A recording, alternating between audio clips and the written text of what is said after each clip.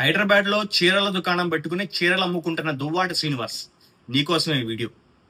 Deputy CM పదవి గురించి, deputy CM హోదా గురించి అది రాజ్యాంగబద్ధం కాదు అని చెప్పి ఈ రోజు నువ్వు వచ్చి మాట్లాడుతున్నావే. మరి మీ వైసీపీ హయాంలో 2019 నుంచి 2024 వరకు కూడా ఐదుగురికి చొప్పున దాదాపు 10 మందికి డిప్యూటీ సీఎం హోదా కల్పించి, ఎస్సీలకు మేము డిప్యూటీ సీఎం ఇచ్చాము, ఎస్టీలకు మేము డిప్యూటీ సీఎం ఇచ్చాము, కాపులకు మేము డిప్యూటీ సీఎం ఇచ్చాము, బీసీలకు డిప్యూటీ సీఎం ఇచ్చాము అని చెప్పి మరి డప్పు కొట్టుకున్నారే. అంటే వీళ్ళందరినీ కూడా మీరు మోసం చేసినట్టేనా? ఈరోజు నువ్వు మాట్లాడుతున్నావు, నువ్వు మాట్లాడిన ప్రతి మాట కూడా అది హాస్యాస్పదంగా ఉంటుంది తప్ప ఏ ఒక్క వాల్యూ కూడా లేని మాటలు నువ్వు మాట్లాడతావు. నీకు కరెక్ట్ అయిన పద్ధతి ఏంటో తెలుసా? ఇన్స్టాగ్రామ్ లో చీరల దుకాణంలో చీరలు ఎంత డిస్కౌంట్ ఇస్తున్నారు, ఇవి మాట్లాడితే మాత్రమే నీకు సూట్ అవుతాయి. కాబట్టి నీకు సూట్ కాని మాటలు దయచేసి నువ్వు మాట్లాడు. క్యాబినెట్ హోదా ఎలా ఇచ్చేస్తారు, అది చెల్లదు అని మాట్లాడుతున్నావు కదా. మరి మీ వైసీపీ హయాంలో సజ్జల రామకృష్ణారెడ్డి గారికి పబ్లిక్ అఫైర్స్ అడ్వైజర్ కింద తీసుకుని క్యాబినెట్ హోదా ఎలా కల్పించారు? తలసిల రఘురామ్ అనే వ్యక్తికి క్యాబినెట్ హోదా, క్యాబినెట్ ర్యాంక్ ఎలా కల్పించారు? రోజాకి మంత్రి కాకముందు, మరి మీ ఎమ్మెల్యేగా ఉన్న రోజాకి మంత్రి కాకముందు ఏపీఏఎస్సీ చైర్మన్ గా ఇచ్చి క్యాబినెట్ ర్యాంక్ ఎలా కల్పించారు? ఇవన్నీ కూడా వీళ్ళు ఎంతమందికి, అదే విధంగా మర్చిపోయాను, మీ కొమ్మినేని గారికి ఏపీ ప్రెస్ అకాడమీ అనే ఒక పదవి కల్పించి దానికి క్యాబినెట్ ర్యాంక్ ఎలా కల్పించారు?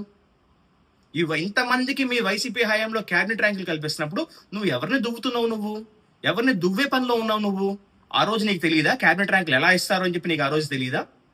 అసలు క్యాబినెట్ ర్యాంక్ ఇచ్చింది ప్రిన్సిపల్ సెక్రటరీ. డిప్యూటీ సీఎం గారు క్యాబినెట్ హోదా ఇలా ఇచ్చేస్తారని నువ్వు మాట్లాడతావేంటి? నీకు విషయం తెలుసా?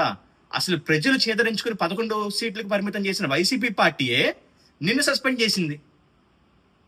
ప్రజల నుంచి వ్యతిరేకత పొందిన వైసీపీ పార్టీ, అలాంటి పార్టీ కూడా నువ్వు మా వాడివి కాదు అని చెప్పని నేను సస్పెండ్ చేసి మూల కూర్చోబెట్టింది. నువ్వు అసలు ఏ పార్టీలో ఉన్నావు ఇప్పుడు?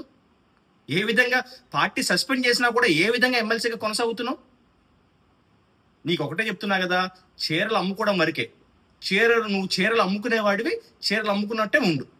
అంతకు మించి ఈరోజు నువ్వు మమ్మల్ని అన్యాయం చేసేశారు నాగబాబు గారు అని చెప్పి మాట్లాడుతున్నావు. నువ్వు ఇదే నోటితో ప్రజారాజ్యంలో నేను ఓడిపోయినప్పుడు చిరంజీవి గారు నాకు డబ్బు పంపించారు, డబ్బులు నాకు పంపించి నన్ను ఆదుకున్నారు అని చెప్పిన వాడు నువ్వే కదా. మరి ఈరోజు ఆ విషయాలు ఎందుకు మాట్లాడట్లేదు? నీ నోటికి వచ్చేట్టు మాట్లాడతావా?